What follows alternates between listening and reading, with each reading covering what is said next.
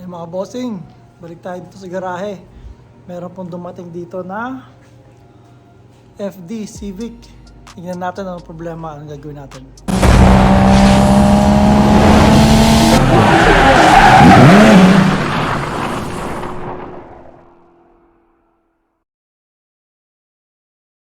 Okay, ngayon meron po tayo ditong 2008 Honda Civic FD. Yan po tawag sa Pilipinas FD. Pero dito po, tawag dito ay Honda Civic SI. Ito po ay yan, SI 4-door. At sa project car. Sa summer, pipinturahan natin to. Let me know anong magandang kulay dito. Pabayaan na. But sa summer, pipinturahan natin ang buong kotse. So ito magiging project car natin. Pero ang problema po nito dito ngayon ay itong susi. Nababali po siya lagi. Dahil nakatornilyo lang siya dito sa dulo. Ngayon gumigiyawang na to. Problema po pag nawala ito. So itong Civic SI, yan natin ang loob. 6-speed manual. See, left hand drive, cluster, SI din. So gagawin natin gawa natin ng susi. Pakita natin kung paano ang proseso ng paggawa ng susi. So ipoprogram natin to, gagawa tayo ng flip key, and ito ang makakat natin. Napapakita ko sa ito yung magandang upgrade ko dyan. Alright, simulan na natin mga bossing. Okay, bago natin simulan, itong susi na to, alam natin na gumagana. Check natin na gumagana po ito ng maayos. Na nag-i-start siya ng kotse. Maski ganito siya. Ang itsura ng susi nito ay buksan natin kasi sira na. Ang chip niya po ay wala dito sa may susi. Nasa loob ng remote fob na tinatawag. Remote fob, ito yung nag-unlock. Ano ba? Lock, unlock, lock, unlock. At ang chip niya para mag-start ang kotse nandito sa loob. So pag nilagay ko siya sa labas, start natin to. Apaka-clutch, start, namamatay kasi wala siyang chip.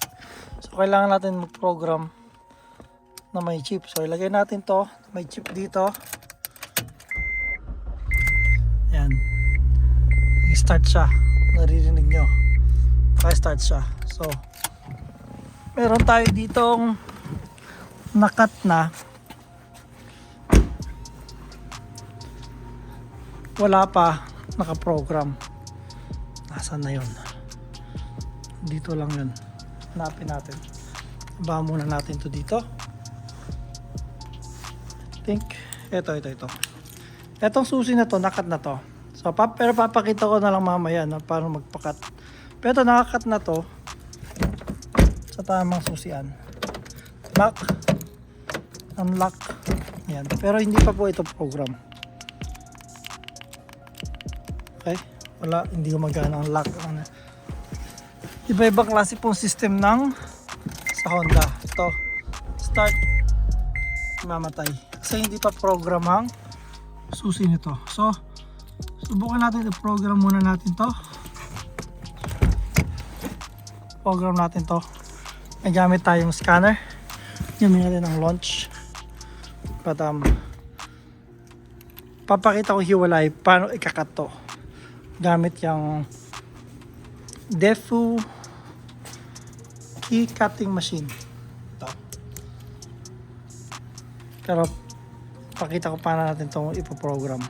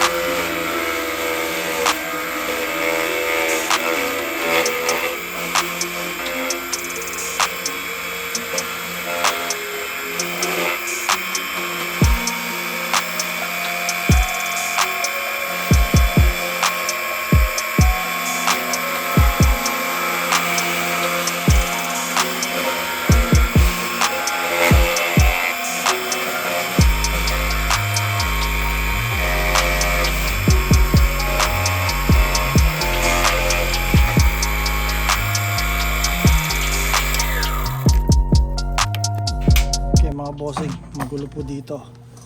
So, unang gagawin natin, dahil hindi pa nakaprogram yan, kailangan natin to. Ito ang gamit natin. Para ma-identify natin kung anong classic remote to. So, unang gagawin natin, punta tayo sa Remote Cloud Recognition.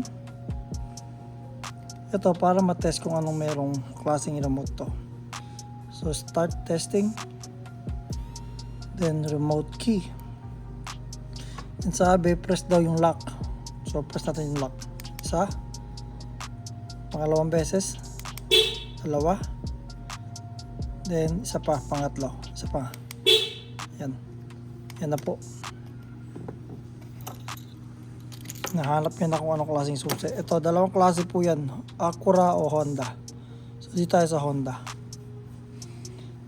Ito, iba-ibang klase po. Merong tatlong button to 4 na button na may trunk. Pero itong meron tayo, 3 lang to. So, pwede natin gamitin itong 3 lang. Ito. And kailangan wireless. XN wireless. So, pindutin po natin to. So, ayan ang i-generate natin. So, buksan natin to. So, dapat may battery po ito. Kasi i-generate natin dito. So, may battery na to. Okay na naman to. So, nilagyan ko na ng battery. So, ang gagawin natin, lagay natin dito sa ibabaw sa loob. Tapos, generate remote. Kita nyo po, i-generate niya to. Hindi ibig sabihin na generate na natin, ready na to gamitin, hindi pa. Pa-program pa rin po natin to. Hindi pa rin mag-i-start ang kotse hanggat naka-program. Ayan. Burn success complete. So, eto, pareho na to. Chip nito, pareho na dito, pero kailangan pa rin natin i-program. So, ibalik na natin siya dito. Sara natin. Okay. Make sure maganda yung pagkakasara natin. Yan. Ito mo to. Kasi gumagalaw na oh. Pag nawala ito pa, mas mahirap gawin. So ngayon, program natin to. Punta tayo sa kotse, tingnan natin. Program natin, gamitin natin launch. Okay, ngayon i-program po natin ang ating bagong susi. Bukan uli natin itong susi na to, nag-start walang problema, and yung lock niya gumagana, and itong bago hindi gumagana, and pag nag-start namamatay kasi hindi siya program. Okay, umpisahan natin sa on position. Okay, siguraduhin natin yung OBD nakapasok ng maayos. Okay tayo. Tapos ito tayo sa Honda.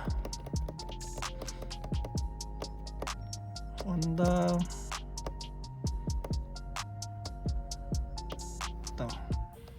Okay, may vehicle tayo. Tapos Civic 2008. Ito, magpas. Tapos itong sa baba, key lang ito, key tsaka remote. So, key tsaka remote tayo. Naka on position yan. Turn ignition on, naka on tayo. Press OK. Connection error, kailangan maganda yung connection natin sa OBD. Ulitin natin. Maganda dapat ang connection, hindi gumagalaw. Ignition on. Okay. Yan. Add one key sa taas.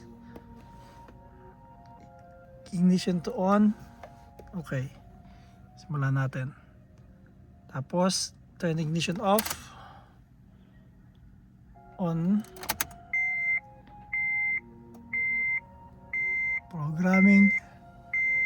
Tapos, turn ignition off daw. Tapos palitan na ng bagong susi. So tanggalin natin to, tapos lagyan natin ng bagong susi. Naka-on. Tapos off daw. On na naman. Tapos off na naman. Tapos on.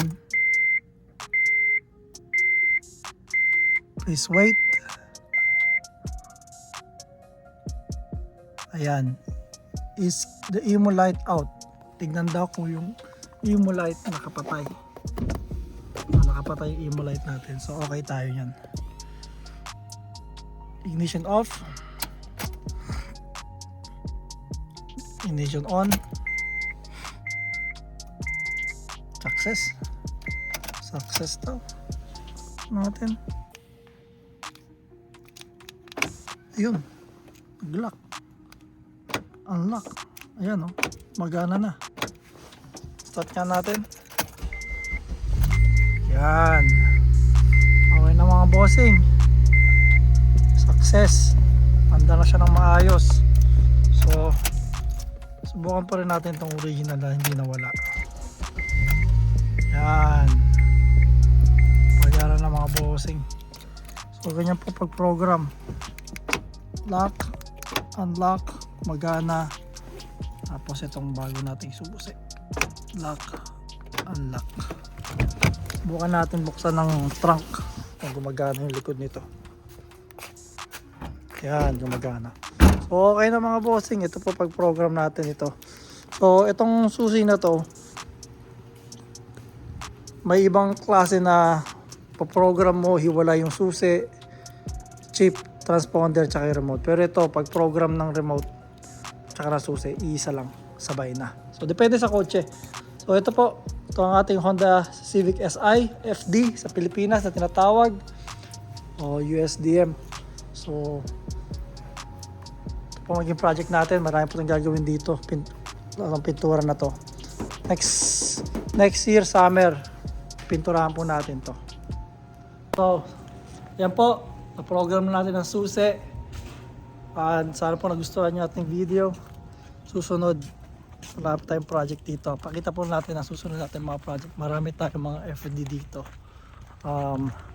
Dito po sa US tawag natin yan 8th generation Civic. So pakita natin. May lalagyan po natin ng engine. So subscribe lang po kayo. Follow nyo po ako dito sa YouTube o sa Facebook. Ito lalagyan natin ng engine. Meron pa tayong isa dito. Tapos yung engine na donor car natin, meron tayo dito. Ito. Yan. So, salamat po sa panood ng ating video sa susunod. Next time, maraming salamat. Subscribe lang and share natin.